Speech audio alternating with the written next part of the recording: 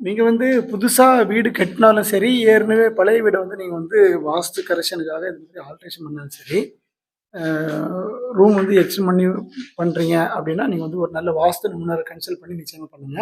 அது மாரி வந்து நம்ம வந்து பார்த்தீங்கன்னாக்கா, இதுல வந்து பாத்ரூம் இருந்தது. நார்த் ஈஸ்ட் கார்னர்ல 2 பாத்ரூம் இருந்ததுன்னு சொல்லி ஆல்ரெடி சொல்லியிருந்தேன். இப்போ உடைச்சுட்டோம். அது வந்து 4 இன்ச் செவுரு அப்டின்னு சொல்லி சொல்றதுனால, இதுல பார்த்தீங்கன்னா தெரியும். இங்க வந்து இந்த சைடு பார்த்தீங்கன்னாக்கா 9 இன்ச் வால் இந்த பக்கம். மேற்கு பக்கம் வந்து 9 இன்ச் வால். அப்படியே பார்த்தீங்கன்னாக்கா, அ வடக்கு பக்கமும், கிழக்கு பக்கமும் சரி பார்த்தீங்கன்னாக்கா, 4 1/2 இன்ச்சஸ் வால் தான் இருக்கும். இது மாரி பண்ணும்போது, இந்த இடம் நமக்கு வந்து இந்த அந்த நார்த் ஈஸ்ட் கார்னர் வந்து கட் ஆகும். அப்போ கட் ஆகாம பண்ணணும் அப்படின்னா, நம்ம வந்து 90 டிகிரி எடுத்து பண்ணணும்.